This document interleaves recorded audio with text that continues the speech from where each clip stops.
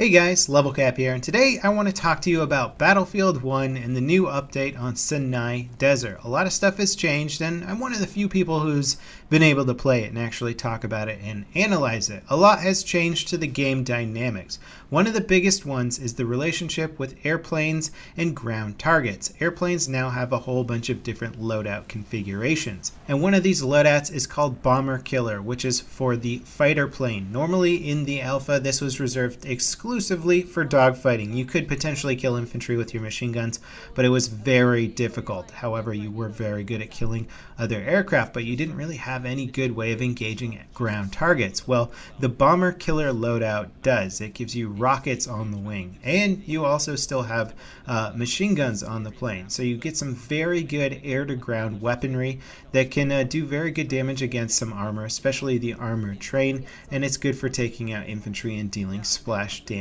as well. This is just a much more fun way to play air, and it really remedies a lot of the issues I had initially with aircraft in that they just couldn't affect ground targets strong enough. Now that we've got the other loadouts in the game, these make a huge difference in that you can spec your plane to be more about air versus air combat if they're dominating in air, or if they have no air presence whatsoever, you can spec your aircraft to exclusively go for ground targets. Another cool airplane loadout is one that's for the attack plane, the two-seater. Well, you can actually spec the attack plane so that instead of having the explosive rounds for its primary weapon, you can give it a gigantic air-to-ground cannon. Now, this thing will do massive damage to lightly armored vehicles, and it can even take out tanks if you're an accurate enough shot. You can do multiple shots in a single strafing run, and this is just a much more fun way to play air and try and have more of an influence on the ground warfare. One bigger issue though for pilots is that you don't really get many objective points. You can actually air capture some of the points now. For example, E-Flag has a huge amount of area around it so that you can circle around the point and try and capture it in an airplane. However, for the most part, you're not going to be getting objective points anymore, or really much of any at all, unless you're killing people directly off of flags or somehow defending your flags. You're really not going to have much to do in the way of objective points, and that makes it very hard for dedicated pilots to place at the top of the scoreboard, since objective play is rewarded so much more versus kills. In fact, kills really aren't worth that much at all on the scoreboard. So it's very hard to place high up on the scoreboard even if you're doing an incredible job as a pilot. Either DICE needs to change the balance between kills and objective play in terms of how many points they're worth, or they need to add more ways for airplanes to play the objective and actually finish at the top of the scoreboard versus a good infantry player. Now let's talk a bit about horseback combat. Horses are really fun to play, but they're also extremely difficult, and it's debatable as to whether or not it's better to play on a horse or just give up the horse and play as infantry. Some of the most fun aspects of the horse are being able to sneak up on enemies and use your scimitar to swing them down in one hit, and they basically never saw you coming, never knew what was about to happen to them, and you can actually get a bunch of kills in quick succession if you're good at this, but it requires massive flanking maneuvers, which you can do because the horse is fast. Some of the things I don't really like about the horse are the current aiming mechanics off of the back of the horse. It's kind of confusing as to when you're actually going to be able to aim your weapon versus sprinting mode, which doesn't allow you to aim the weapon. Basically, the horse has to start slowing down, and at a certain point, you'll be able to aim off of the horse's back, which is an awkward mechanic. Also, the movement of the horse is pretty awkward. Obviously, they have to allow the animation time to sort of compensate for whatever the player's trying to do, so that can make it feel kind of sluggish, and a lot of steering compensation, or rather overcompensation, occurs, and you can end up just running the horse into a lot of objects, which not only doesn't look realistic, but it's really annoying when you're doing it. And I got the horse stuck a lot of the time and backing it out of areas and stuff. It just seemed kind of awkward, and it also seemed like things that a horse wouldn't naturally do, even if you're trying to tell it to do that. The horse was most effective when the sandstorm rolled around and allowed you to close the distance. Otherwise, it's very hard to close the distance with a horse to get melee kills, which is the most effective way to use the horse, as the rifle on the back of the horse does good damage, but it won't one-shot kill unless you hit somebody in the head. The current loadout for the horse only allowed a rifle and a scimitar and then a grenade. I'm hoping that maybe in the future they'll add dynamite so that the horse can be used a little bit more effectively as perhaps an anti-vehicle class sneaking up on tanks and trying to dynamite them to death. I think that would be a lot of fun, and hopefully that will be added to the game. I know they are adding different loadouts for horses. So ultimately, I'd have to say that the horse is a lot of fun to use, but in terms of whether or not it's more effective fighting off of a horseback versus infantry is very questionable. Let's talk a little bit about the pickup classes in the game. You have the flamethrower pickup and then the LMG pickup, and then there's also the Tigavere anti-tank rifle. Now, I didn't actually get to play around with the anti-tank rifle. It's very powerful, can one-shot certain vehicles, and performs like you would expect it to based on what I heard from the other members that I was playing with. Now, the flamethrower is a lot of fun. It is relegated exclusively to close quarter combat, as you would imagine, and you can't switch to any sort of weapon that has long-range capability, so you absolutely have to close the distance with the flame class. You do, however, get a single incendiary grenade that you can lob pretty far if you need to try and deal damage at a distance or block off an alley or corridor from people from getting through. You get additional health with this class, and the health recharges when you're out of combat. Not at an incredibly fast rate, but it's enough to keep the class viable. You also have unlimited ammunition with the flamethrower. It's very fun to use. I like it a lot. Probably one of my favorite new aspects of the game.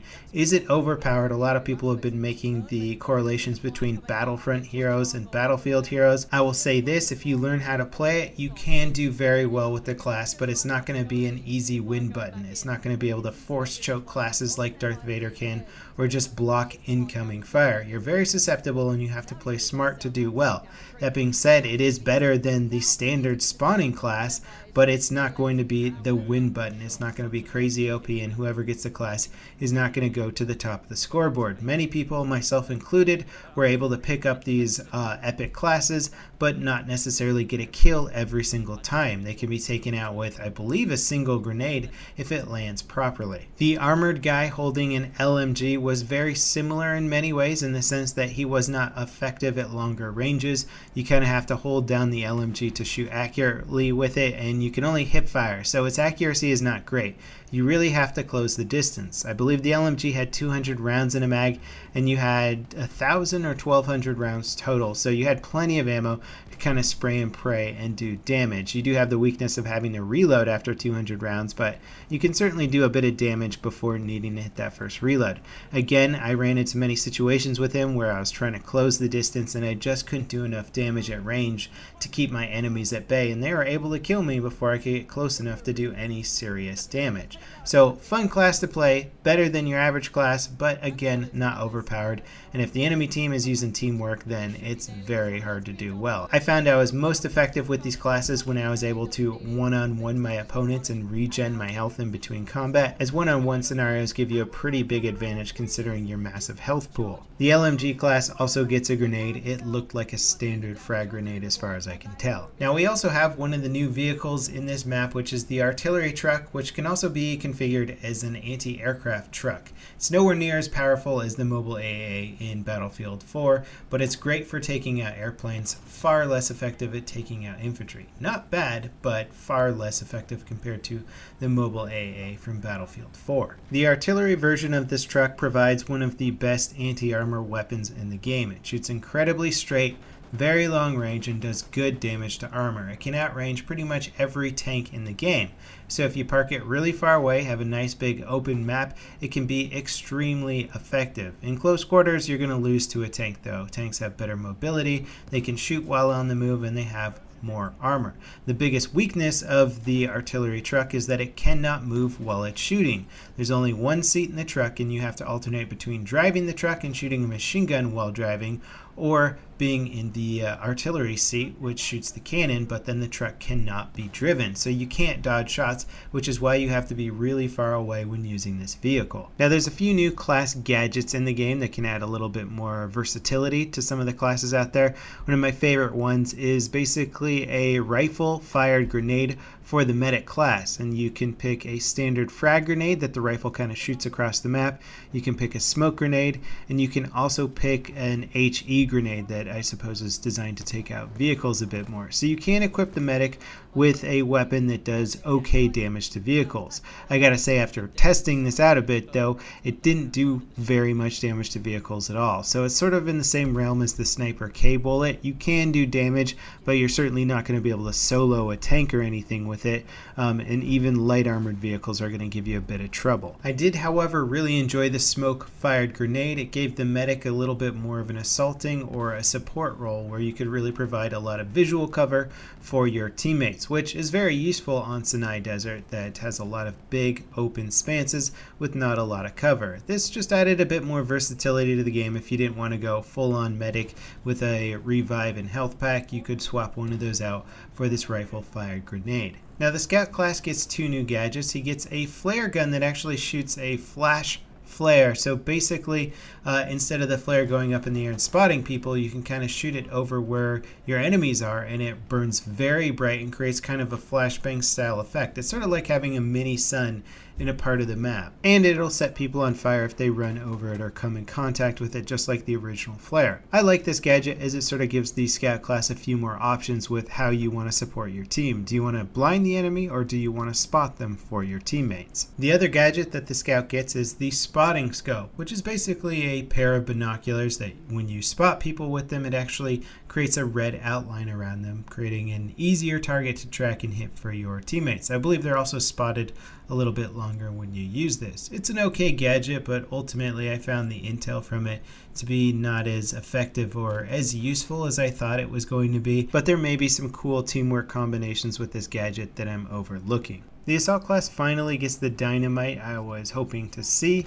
The dynamite is cool, but it's far less effective than C4 was in previous Battlefield games. The first thing, and probably the most important thing, is that it doesn't stick to objects anymore. So you can't stick it to vehicles or horses or anything like that and do sort of a Jihad Jeep style thing where you ram it into a tank and blow it up. That's not really an option anymore. I've seen people be able to throw dynamite in the trunk of one of the trucks and have it stay there for a little while, but the physics usually got kind of wonky and it fell out. In addition to that, it takes a lot more sticks of dynamite to take out a tank. 3 is not going to cut it anymore, and since it doesn't stick, it's going to be very hard to actually get 3 bundles of dynamite on an enemy vehicle. Even if it's moving around, chasing it down with dynamite is a very difficult task. So dynamite is nowhere near as effective at taking out tanks as it used to be, which is kind of disappointing because I was hoping for some more strong anti-tank weapons. Now the medic class and the support class get the crate versions of their ammo and healing abilities. So basically you plop down the crate on the ground and it either restores ammo or health over time, just like it did in previous games. This isn't really surprising as we all kind of knew it was coming, but it's in the game now. The support class also got some upgrades to the tripwire bomb. It has 3 different options. You get the standard one that just explodes and hurts people almost to death. I think it does 99% of their health. And then you now have the incendiary version, which blows up and creates a big fireball, letting anyone on fire who tripped it, but also blocking off that corridor from anyone else running through unless they want to actually catch on fire. Then there's also a gas version of it, which is basically like setting off a gas grenade when you trip the bomb. So you have 3 different diabolical ways of setting booby traps for people. Now there's also 3 new primary weapons for classes in the game. The support gets the MG15NA, both a suppressed and lightweight version of that machine gun. It's a good machine gun. I like it. I have to test it out more to figure out where it stands compared to the other weapons. The medic gets another rifle, the M1916. You can equip it with a medium zoom scope. I like this a lot. It was very fun. It reminded me a lot of the Mondragon, and a lot of people that were using it enjoyed it. And then the scout class gets another bolt action rifle, the Gewehr M95. This was an effective rifle. It didn't have any long range scopes available for it. It just sort of had a standard short range scope and then iron sights. It was fun to use and seemed like it hit very hard. Now the new behemoth, the armor train, is a very fun and cool behemoth. It seems overpowered at first, but I found that once we figured out how to take it down quickly, it was not as big of a threat as it might seem to be. It obviously has a lot of health and a lot of firepower, and this time around it can capture objectives. The train has 6 seats in it. It comes with 2 powerful cannons that can take out tanks and armored targets. They can also be used to kill infantry if you would like. The driver can move the train forward and backward, but also has access to an artillery cannon, which is pretty fun to use, although not quite as powerful as I was hoping it would be. There is an anti-air cannon in the center of the train that's incredibly effective, has great range on it, can really stop airplanes from coming in and doing strafing runs, provided the gunner's doing his job well. And then there's a machine gun on it, just for simply taking out infantry. And then on the very back of the train, there's like sort of an explosive round machine gun as well that seems like it can do damage to armor and infantry alike. Now, as I mentioned, it can capture points. This is because there are 3 points that lay along the track. One of the points is very close to the enemy team's spawn, so if the train gets that far into the map, it could be in a very dangerous situation. If enough airplanes and armored vehicles spawn in, they can take it out. AT rocket guns were very effective against the train, as infantry could go prone pretty much anywhere in the map and long range shoot the train. It does have a lot of armor, but it's also a huge target, and its movement is on rails, so it's very predictable and it's not hard to kill. A little trick we found out while playing the game was that if you place landmines along the train track well before the train gets there, it can do a huge amount of damage to the train if it runs it over. So this could be some good preventative measures. If you see that the enemy team is about to get the train, just put all your landmines on the track ASAP. Now, in addition to the airplane loadouts, we also have tank loadouts, and these tank loadouts can give you a lot of versatility with the tank. The light tank had a cool howitzer loadout for dealing massive damage but very short range cannon. It had a machine gun as backup. It also had a flanker option for the light tank, giving it a automatically firing shotgun that did huge damage to infantry in close range, and then also a sort of explosive round machine gun like we saw on the back of the train. Both of these alternatives were fun to use, but I still found the standard version of the light tank to be the most effective, just in all-around use. The heavy tank then got a flamethrower version of the heavy tank. Unfortunately, I think it was a little bit bugged out in the version we were playing, so whenever somebody else got into the tank, it switched the flamethrowers back to machine guns, so we were never able to test it out. The land ship also got upgraded in several ways. First of all, in the standard version that we're used to seeing from the Scar Alpha, the driver now has the option to switch to a rear gunner position. It doesn't put him out of the driver's seat, but he can kill people sneaking up behind the tank, which is really cool.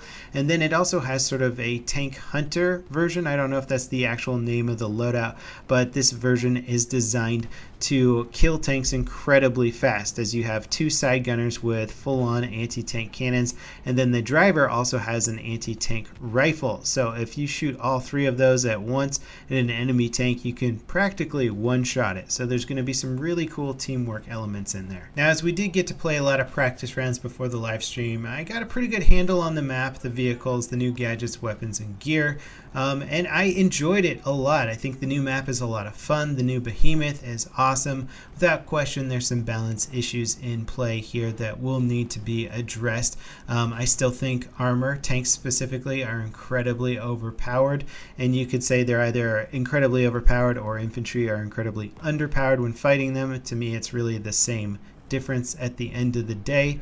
If DICE wants to keep them incredibly overpowered as they are, I know a lot of people want tanks to be really powerful and hard to take down. I think that the drivers should get way less points for killing infantry with them, because it is so easy to get top of the scoreboard by just getting in a tank. It's just unbelievably easy, and I think they need to maybe cut the points in half with the tank when you kill enemies with it.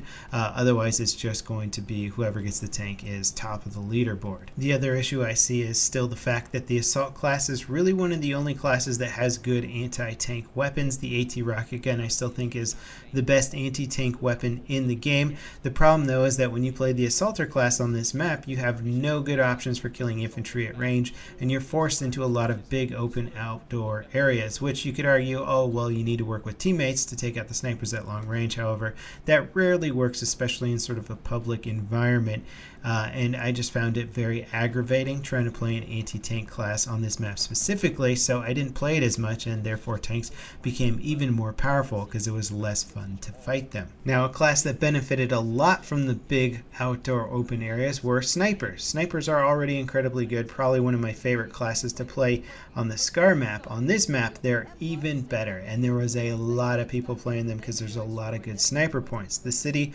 provides a huge amount of vantage points for the sniper class, and there was just sniping going on left, right, and center. These classes were not great for taking out vehicles, so the anti-vehicle gameplay seemed to be hurt a bit by this, and it was pretty frustrating for other classes because snipers are just so good at long and even medium range right now, with very few weapons in the game to compete at those ranges against them. So I feel like snipers almost became overpowered given the setting compared to other infantry classes. Anyway, that's sort of my general feedback for what I played so far and the overview of everything that has been added to the game. I think I'll save some of the nitpicky stuff for when the next play or public play test comes out, and I can really get into things and sort of test out different theories and decide if I think the game is well balanced or not. One way or the other, I'm really enjoying it a lot. I like the new map a lot, balance issues aside, and I can't wait to see what else DICE has got to offer. The environments just look so good, the destruction is great on this map,